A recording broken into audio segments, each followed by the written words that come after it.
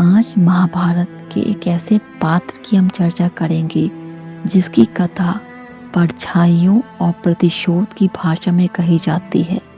अलंबाशु एक ऐसा नाम जो महाभारत में धीरे से आता है और अचानक रक्त में डूब जाता है। अलंबाशु की रहस्यमय जीवन कथा। युद्ध से पहले गंधर्वों की भूमि में एक योद्धा जन्मा। नाम था अलंबाशु। उसके जन्म के साथ ही भविष्यवाणी हुई, ये युद्ध नहीं चुनेगा, युद्ध इसे चुनेगा। अलंबाशु कोई साधारण गंधर्व नहीं था। उसकी तलवार संगीत की तरह चलती थी और उसकी दृष्टि छल की तरह चमकती थी। वह स्वर्ग की सभा में जाना जाता था, लेकिन उसका हृदय पृथ्वी के युद्ध की ओर झुकता था। पर उसकी शत्रुता थी अर्जुन से। कहा जाता है किसी समय अर्जुन ने गंधर्वों को पराजित किया था। यह युद्ध में अलंबाशु अपमानित हुआ। वो हार नहीं भूला पर चुप रहा, लेकिन भीतर प्रतिशोध पलता रहा। यह वही क्षण था जब अलंबाशु का भाग अंधकार की ओर मुड़ गया।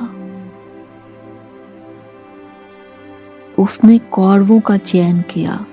कुरुक्षेत्र की रणभूमि सजी, ध्वज उठे, शंखनाद हुए। अलंबाशु ने धर्म को नहीं देखा, उसने अवसर देखा।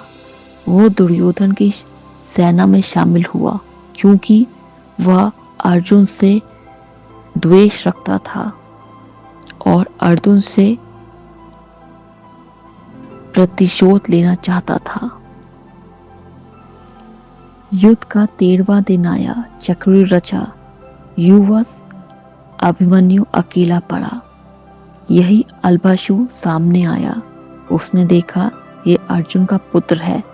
पिता पहुंच नहीं सकता और पुत्र का रक्षण नहीं कर सकता, तो उसने पुत्र पर प्रहार किया। कथा कहती है अलंबाशु ने छल, जादू और मायावी शस्त्रों का प्रयोग किया। अर्जुन घायल हुआ, लेकिन टूटा नहीं। यह युद्ध केवल शत्रु का नहीं था, यह भाग और साहस का था। अभिमन्यु की मृत्यु के बाद अलंबाशु का अंधकार अब उजागर हो चुका था।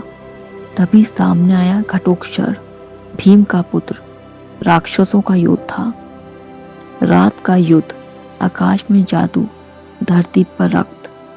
अलंबाशु ने मायावी रूप बदला, लेकिन घटोत्कच ने उसे पहचान लिया। ये युद्ध लंबा नहीं चला और निर्णय सामने था। घटोत्कच का प्रहार बिजली की तरह गिरा। अलंबाशु गिरा। ना कोई शंखनाद, ना विजय घोषणा। उसकी मृत्यु ने बस इतना कहा, प्रतिशोध आग है और अंत में अपने ही घर को जला देती है। अलंबाशु गया, लेकिन प्रश्न छोड़ गया। अगर वह धर्म चुनता तो क्या उसका नाम इन महान योद्धा में लिखा जाता? महाभारत के कुछ पात्र कथा नहीं होते, सिर्फ चेतावनी होते हैं।